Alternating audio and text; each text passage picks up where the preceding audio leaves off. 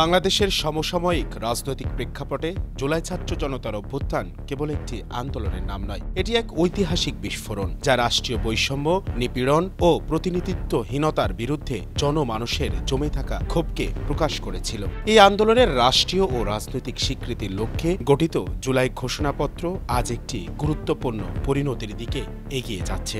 সরকারের উপদেষ্টা মাহফুজ সম্প্রতি জানিয়েছেন যে আগামী ৫ আগস্টের আগেই এই ঘোষণাপত্র সর্বসম্মতভাবে চূড়ান্ত করা হবে। এটি নিঃসন্দেহে এক আবশ্যিক পদক্ষেপ যা শুধুমাত্র রাজনৈতিক প্রতিশ্রুতি নয়, বরং ইতিহাস ও নৈতিকতার প্রতি রাষ্ট্রের দায়বদ্ধতার প্রকাশও বটে। তবে ঘোষণাপত্রটি ২০২৪ সালের ৩১ ডিসেম্বর প্রকাশের পরিকল্পনা থাকলেও রাজনৈতিক মতানৈক্য ও আদর্শিক বিভাজনের কারণে তা সম্ভব হয়নি। ওয়ালটন এখন দেশের সীমানা পেরিয়ে পৌঁছে গিয়েছে ৫০টিরও বেশি দেশে।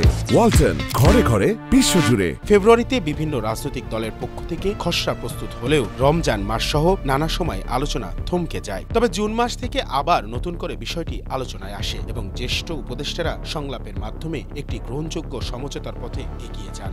উল্লেখযোগ্য বিষয় হল, এই ঘোষণাপত্র শুধু একটি রাজনৈতিক দলিল নয়, এটি রাষ্ট্রের পক্ষ থেকে একটি স্পষ্ট বার্তা। জনগণের কণ্ঠস্বর উপেক্ষা করা যায় না।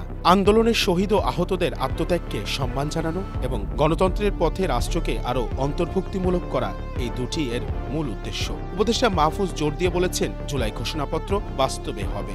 আমরা শহীদদের আত্মত্যাগের প্রতি দায়বদ্ধ। তার এই বক্তব্যের মধ্য দিয়ে স্পষ্ট হয় যে সরকার এবার কোনো রূপান্তরকামী চাপকে পাশ কাটিয়ে নয়, বরং অংশগ্রহণমূলক রাজনীতির ভিত্তিতে ইতিহাসকে স্বীকৃতি দিতে প্রস্তুত। এই ঘোষণাপত্র তরুণ প্রজন্মের জন্য একটি বার্তা বহন করবে। গণতন্ত্র মানে কেবল নির্বাচন নয়, এটি স্বীকৃতি, ন্যায্যতা ও স্মৃতির উপর দাঁড়ানো একটি চলমান প্রক্রিয়া।